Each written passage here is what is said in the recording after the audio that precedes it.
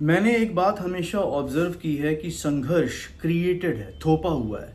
मैंने कभी किसी को साथ देते नहीं देखा, खासकर परिवार के लोगों को या रिलेटिव्स को। फिर उनको रिलेटिव क्यों कहा जाता है जब वो इतने इररेलेवेंट हैं? जब भी शादियां होती हैं तो हमेशा दो परिवारों में शादी नहीं होती, बल्कि दो अहंकारों में शादी होती है। एक को लगता है हम बहुत अमीर हैं, एक को लगता है कि अरे यार ये बिल्कुल एडजस्टिंग नहीं है, और वो दो अहंकार क्लैश करते हैं। उससे परिवार में कोई न कोई प्रतिभाशाली एक कोई व्यक्ति विक्टिम बनता है, या परिवार के कई सदस्य विक्टिम बनते हैं, क्योंकि वो संघर्ष क्रिएटेड होता है। ये अहंकार छूटना बहुत मुश्किल होता है, इसीलिए रिश्ते टूटते हैं। मैं कुछ पुरानी बातों को याद कर रहा था, और पीछे गया पीछे गया पीछे गया, और मैंने रियलाइज़ किया कि मेरे पिताजी ने जो संघर्ष किया है वो थोपा हुआ था, क्रिएटेड था।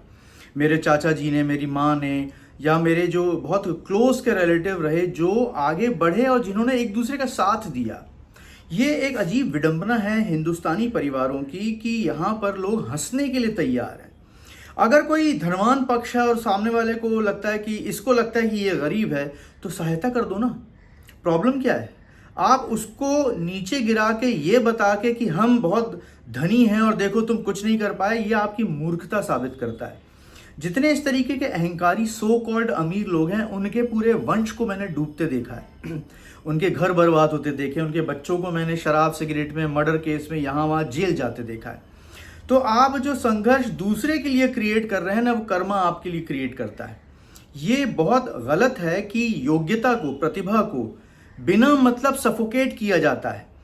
आप किसी के करियर में कंट्रीब्यूट नहीं कर रहे हैं, किसी के जीवन में कंट्रीब्यूट नहीं कर रहे हैं, मगर आप हर्डल क्रिएट कर रहे हैं, संघर्ष क्रिएट कर रहे हैं। क्यों? किस लिए?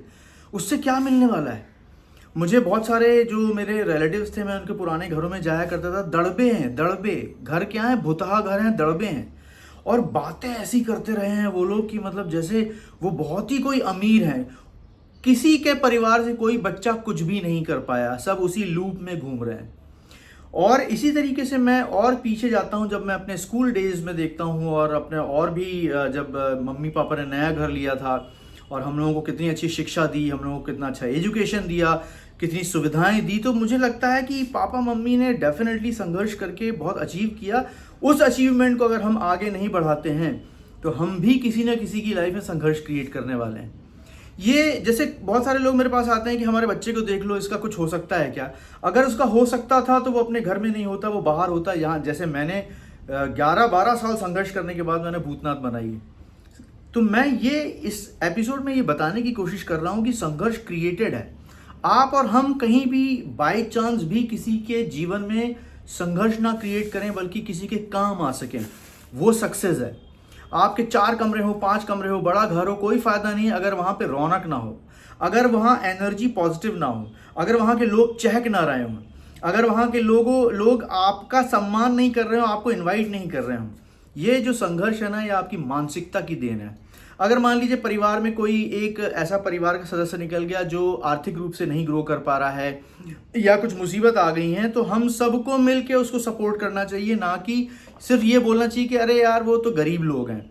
ये बहुत ही घटियापन है, बहुत ज़्यादा घटियापन है, और हमारे भारतीय समाज में बहुत ही ज़्यादा है ये असली ऊंच नीच है।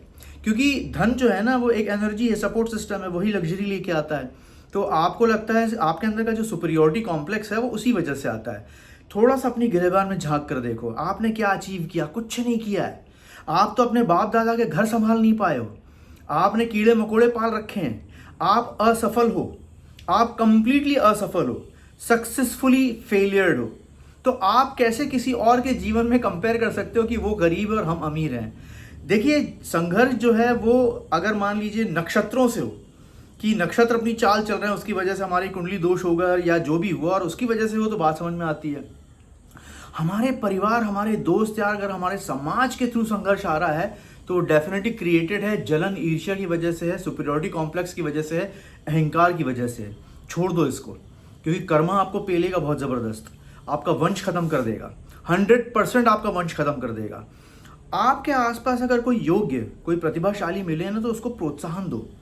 आप उसके संघर्ष को कम करने की कोशिश करो, उसको बोलो कि मैं हूं ना, मैं खड़ा हूं साथ में, बता क्या काम करना है। ज़रूरी नहीं है कि आप उसे आर्थिक मदद दें, ज़रूरी ये है कि आप उसके साथ मानसिक रूप से खड़े रहें, उसको कहें कि तू कुछ भी कर, मैं पीछे खड़ा हूँ, जैसे पिता खड़ा होता है। मैं जब आज सुबह अपने चाचा जी से बात कर रहा था, विनोद चाचा जी से, और पापा जी की बात हुई, दादा दादी की बात हुई, तो मेरा हमेशा से ये रहा और मैं सोचा कि ये डेफिनेटली इन लोगों की लाइफ में संघर्ष क्रिएट कर दिया गया। और जो पक्ष अगर अपने आप को धनवान समझता है, उस पक्ष ने कभी किसी की मदद सहायता की ही नहीं। वो धनवान थे नहीं, दिखावा था, नकलीपन था। और इसी वजह से जो धनवान पक्ष का जो पूरा वंश है वो पूरा खत्म हो गया, सारे के सारे बेटे नल्ले, कुछ काम के नहीं। तो आपको और हमको इस बात का एक ध्यान रखना पड़ेगा कि अहम अहंकार की शादी ना हो, रिश्तों में अहम अहंकार ना हो, बल्कि एक दूसरे की मदद करने का हमारे अंदर एक जज्बा होना चाहिए। अगर कोई अटका है, फंस गया है, जैसे होता है ना, गाड़ी स्लोप से नीचे आ रही तो हम पीछे से धक्का मार के उसको आगे बढ़ाते हैं। धक्का मारिए, पुश कीजिए, एक दूसरे को सपोर्ट कीजिए, आगे बढ़ाइए। और ये मानसिकता जो है ना सुपीरियॉरिटी कॉम्प्लेक्स की, मेरे वर्कशॉप में भी बहुत सारे लड़के लड़कियां आते थे। एक लड़की तो है बहुत ही ज़्यादा सुपीरियॉरिटी कॉम्प्लेक्स से मारी हुई है, मतलब उसे कई बार मैंने कहा कि मेरी पीए का नंबर नोट कर ले, शी इज़ अवॉइडिंग इट। मैंने 2 बार कहा, शी इज़ अवॉइडिंग इट। क्यों? क्योंकि सुपीरियॉरिटी कॉम्प्लेक्स, उसको लग रहा मैं क्या हूँ। उसे पता नहीं है कि सारे लोग उससे कई गुना ज़्यादा इस्टेब्लिश हैं, कई गुना ज़्यादा एक्सपीरियंसड हैं और बहुत सारी चीज़ें उसके हाथ से निकल चुकी हैं। क्योंकि लोग आपसे कुछ कहेंगे नहीं, वक्त बदलेगा और वो उठेंगे और आपके पास गिड़गिड़ाने के अलावा कोई चांस नहीं होगा। फिर आपको कोई माफ़ नहीं करने वाला है, क्योंकि आपने अपनी तकदीर खुद लिखी है। तो शुरू में संघर्ष सबका होता है, थोपा हुआ होता है, उसको ईज आउट करना बहुत ज़रूरी है। कोई बच्चा आगे बढ़ना चाहता है, कोई स्पोर्ट्स खेलना चाहता है, कोई लड़की कहीं बाहर जाना चाहती है, एजुकेट होना चाहती है, सपोर्ट कीजिए उसको। आप रास्ते बताइए, सॉल्यूशन सीकर बनिए, रादर देन क्रिएटिंग अ संघर्ष इन समवन्स लाइफ। ये मैं एपिसोड बना रहा हूँ क्योंकि घर में बैठिए, पूरी फैमिली बैठिए, सोचिए हमारी अर्निंग कहाँ से हो रही है, हमारा पैसा कहाँ बच रहा है, हमारी ज़मीन कहाँ है, हमारा घर कहाँ है, डिज़ाइन कीजिए उसको। कहाँ कमी है, उस चीज़ की कमी को दूर करने की कोशिश कीजिए। एक अकेला अगर मेहनत कर रहा है तो उसकी मेहनत में आप भी जुड़िए, आप भी अपना पसीना डालिए। एक के दम पर मत टिके रहिए, एक के दम पर सारा बोझ उस पर मत डालिए।